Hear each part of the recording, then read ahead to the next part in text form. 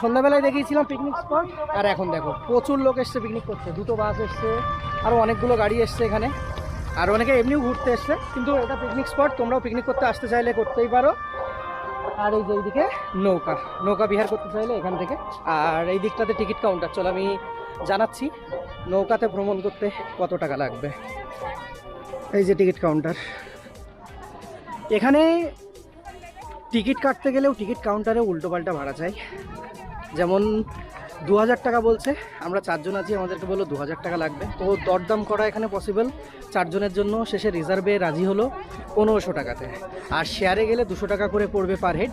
কিন্তু শেয়ারে গেলে যেহেতু বোটের ক্যাপাসিটি 15 থেকে 20 জন, তো মোটামুটি 10-15 জন না হলে বোট ছাড়তে চায় না। তো 10-15 জন না হওয়া পর্যন্ত তোমাদেরকে অপেক্ষা করতে হবে শেয়ারে যেতে চাইলে।